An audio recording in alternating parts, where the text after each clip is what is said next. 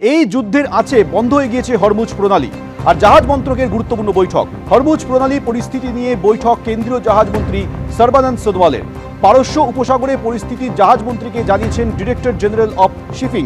পারস্য উপসাগরে কত ভারতীয় জাহাজ রয়েছে, কত ভারতীয় জাহাজ আটকে রয়েছে, জাহাজ মন্ত্রীকে বিস্তারিত জানানো হয়েছে বলে ডিরেক্টর জেনারেল অফ শিপিং এর সূত্রে খবর। ইউরোপ ঘুরে ভারতে ফেরার পথে প্যারিসে আটকে অভিনেত্রী সন্দীপ্তা সেন।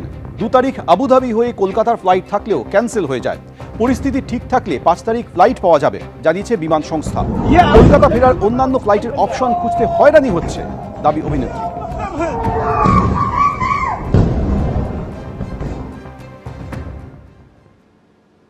পরশুদিন প্যারিসে আসি। গতকাল আমাদের প্যারিস থেকে ফ্লাইট ছিল টু কলকাতা ভায়া আবুধাবি। এটিহাদের ফ্লাইট ছিল, তো যথারীতি এরকম একটা সিচুয়েশনের জন্য ক্যান্সেল তো হয়েই গেছে। আর এটিহাদ যেটা বলেছে যে ওরা রিশেডিউল করেছে 5th-এ, তো সেম ফ্লাইটটাই। এবার যদি ওই ফ্লাইটটা ওরা মানে কন্ডিশন যদি বেটার হয় তাহলে ওই ফ্লাইটটা আমাদের নিয়ে যাবে, অর এলস ওরা আরও পেছোবে ডেটটা। তো এরকমই একটা কন্ডিশনের মধ্যে আছি। তো আমরা বাকি অন্যান্য রুটও অনেক চেক করেছি, অন্যান্য রুটের মধ্যে মানে যে ফ্লাইটসগুলো রয়েছে কিভাবে পৌঁছানো যায়, বাট সবকটাই ফুল দেখেছি আমরা। আর একটা দুটো অপশন পেয়েছি, ওটা নিয়ে এখন চলছে। তো লেটস সি, আমরা ট্রাই করে যাচ্ছি যে কোনো রকম ভাবে আমরা যেন কলকাতা পৌঁছতে পারি। সামনেই নির্বাচন, তার আগে ভোটের প্রস্তুতিতে আরও কড়া পদক্ষেপ নিতে চলেছে নির্বাচন কমিশন। বুথের ভিতরের পাশাপাশি এবার বাইরেও সিসিটিভি বসাতে নির্দেশ দেওয়া হয়েছে বলে কমিশন সূত্রে খবর। এতে বাইরে গন্ডগোল হলেই ব্যবস্থা নেওয়া যাবে, এই ব্যাখ্যা দিয়েছে কমিশন। বুথের ভিতরে সিসিটিভি এবং ওয়েবকাস্টিং ব্যবস্থা আগেই ছিল, এবার বুথের বাইরেও বসছে সিসিটিভি, খবর কমিশন সূত্রে। বুথের বাইরে থেকে পর্যবেক্ষণের দায়িত্বে থাকবেন মাইক্রো অবজারভাররা।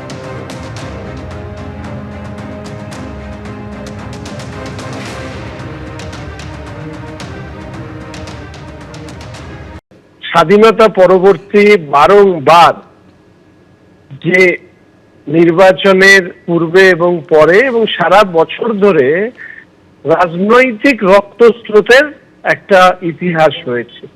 বিরোধীদের উপরে শাসকের আক্রমণ পশ্চিমবঙ্গে রাজনীতিতে সমান্তরালভাবে চলেছে, যেখানে ভারতবর্ষের অন্যান্য রাজ্যে তথাকথিত জঙ্গল রাজত্ব হিসেবে যাদেরকে চিহ্নিত করা হতো, সেখানেও রাজনীতি যখন হিংসামুক্ত হয়েছে, রক্তমুক্ত হয়েছে, তখন পশ্চিমবঙ্গের রাজনীতি এর থেকে বাইরে আসতে পারেনি।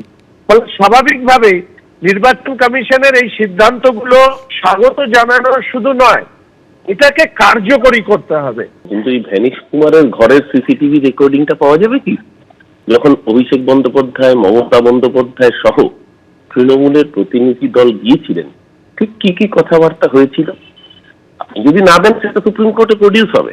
ইতিমধ্যে অভিষেক ব্যানার্জি জানিয়ে রেখেছেন যে কাজ আপনারা করছেন ভোট চুরি করার জন্য, সবার আগে যদি মুরত থাকে সেই সিসিটিভিটা পাবলিশ করুন।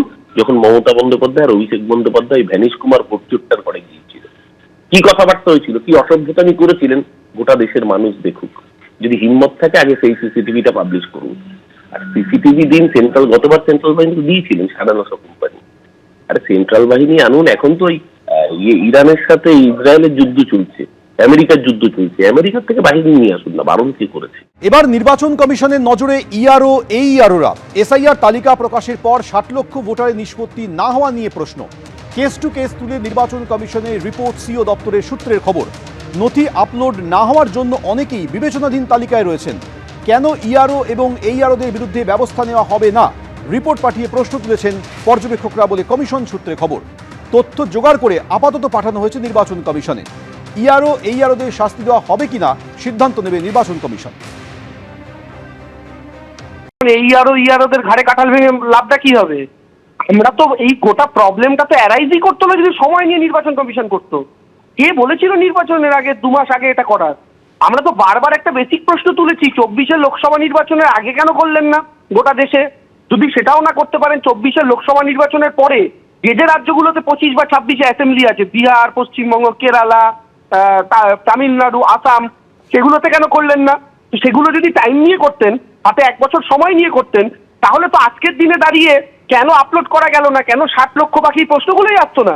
এবং বাংলার কোনায় কোনায় হাজার হাজার মানুষ যারা কেউ স্ট্রোকে আক্রান্ত হচ্ছেন, কেউ হৃদরোগে আক্রান্ত হচ্ছেন, তাদেরও এই প্রশ্নটা জাগতো না যে আমরা আগামী নির্বাচনে ভোটটা দিতে পারবো কিনা, আমার মাটির ওপর আমার নাগরিকত্বটা থাকবে কিনা, কারণ সময় নেই। আজকে আপনারা নিজেরা শিডিউল ঠিক করেছেন, নিজেরা কম সময় হাতে রেখেছেন, রেখে এখন এইআর আর ইআরওদের ঘাড়ে বন্দুক রাখছেন কেন? কারণ সুপ্রিম কোর্টের এই নির্দেশের পর যখন দেখতে পাচ্ছেন বিচারপতিরা গোটাটা করছে, তার মধ্যেও যেন এইআরও বা ইআরওরা আপনাদের কথা অনুযায়ী কলকাঠি নাড়তে পারে, তাই কি এটা আগাম তাদের ভয় দেখিয়ে রাখার কৌশল? এই প্রশ্ন রইল। এবিপি আনন্দ, এগিয়ে থাকে, এগিয়ে রাখে।